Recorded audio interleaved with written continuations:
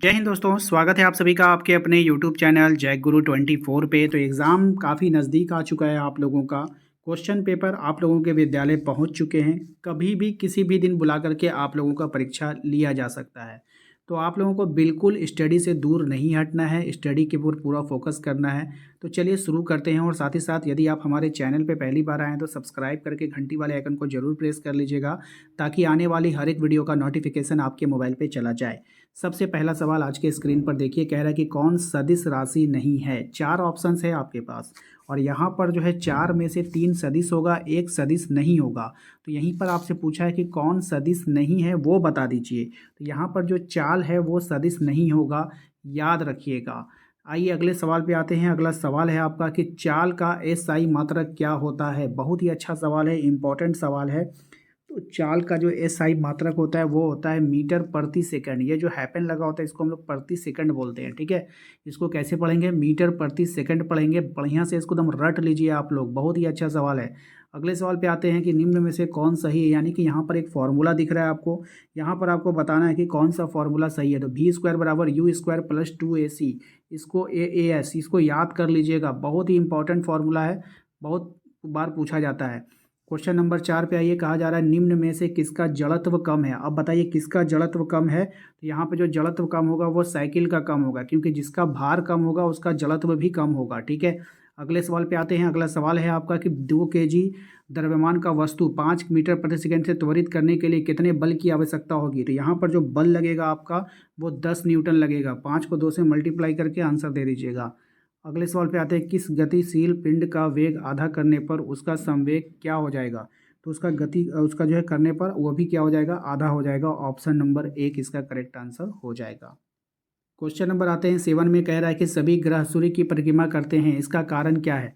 तो सभी ग्रह जो है वो सूर्य की परिक्रमा करेगा, इसका क्या कारण है। तो इसका जो कारण होता है वो होता है गुरुत्वाकर्षण बल। ऑप्शन नंबर 1 इसका सही जवाब होगा। अगले सवाल पे आते हैं कि क्वेश्चन नंबर 8 पे कह रहा है आपसे कि 98 न्यूटन भार के पिंड का द्रव्यमान क्या होगा। अब यहाँ पर जो पिंड का द्रव्यमान हो जाएगा वो 10 kg हो जाएगा। ऑप्शन नंबर 2 हो जाएगा। इसको रट लीजिए, अच्छा सवाल है, एग्जाम में आता है। क्वेश्चन नंबर आते हैं 9 पे। एक चंद्रमा पर 60 kg द्रव्यमान की वस्तु का भार क्या होगा।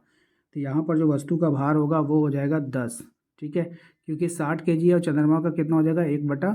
तो यहाँ पे छठा हिस्सा होता है ना, छठा 1/6 कीजिएगा तो यहाँ पे 10 kg निकल कर आ जाएगा। आइए अगले सवाल पे आते हैं। निम्न में से कौन सही है, आपको बताना है कौन सा फॉर्मूला यहाँ पे सही है। तो कार्य बराबर बल गुना विस्थापन। ऑप्शन नंबर 2 इसका यहाँ पे सही होगा। क्वेश्चन नंबर आते हैं 11 पे। शक्ति का मात्रक क्या है। अब यहाँ पे बता दीजिए आपकी शक्ति का जो मात्रक होगा वो क्या होगा। तो शक्ति का मात्रक हो जाता है वाट। ऑप्शन नंबर 2 इसका यहाँ पे करेक्ट आंसर हो जाएगा। क्वेश्चन नंबर आते हैं 12 पे। क्वेश्चन नंबर 12 में बोल रहा है कि ध्वनि का वेग किसमें अधिक होता है। तो ध्वनि का जो वेग अधिक होता है वो होता है आपका ठोस में। किसमें अधिक होता है, ठोस में अधिक होता है। नेक्स्ट आते हैं अगले सवाल पे। किसी तरंग के तरंग वेग, तरंग दैर्घ्य तथा आवृत्ति में संबंध कौन सा होगा। तो यहाँ पर जो संबंध सही है वो हो जाएगा आपका ऑप्शन नंबर 2, ठीक है। ध्यान से देख लीजिएगा फॉर्मूले को, एग्जाम में डायरेक्ट पूछेगा। अगले सवाल पे आते हैं। क्वेश्चन नंबर 14 में कह रहा है निम्न में से कौन सा पदार्थ है। अब यहाँ पर पदार्थ आपको पहचाननी है कि कौन सा पदार्थ होगा। तो यहाँ पर देखिए ठंडा पेय जो होता है वो पदार्थ होता है, बाकी प्रेम, गंध, ठंडा ये सब जो है पदार्थ नहीं होगा। अगले सवाल पे आते हैं। कह रहा है कि 100 डिग्री सेल्सियस तापक्रम बराबर होता है, किसके बराबर होता है बता दीजिए। तो ये होता है 373 केल्विन के बराबर होगा। नेक्स्ट आते हैं अगले सवाल पे कि जल का क्वथनांक क्या होगा, वो ये बता दीजिए। तो जल का जो क्वथनांक होता है वो हो जाएगा 373 केल्विन। ऑप्शन नंबर 2 हो जाएगा। क्वेश्चन नंबर 17 पे आइए। कह रहा है निम्न में से कौन कोलाइड है। आपको कोलाइड को पहचानना होगा। यहाँ पर कोलाइड कौन है। तो यहाँ पर गोंद जो होता है वो एक तरह का कोलाइड होता है। क्वेश्चन नंबर 18 पे आइए। कह रहा है निलंबन में परिक्षेपित कणों का आकार क्या है। तो निलंबन में परिक्षेपित करने का जो आकार है वो हो जाएगा आपका 100 नैनोमीटर से बड़ा होता है, ठीक है, याद रखिएगा।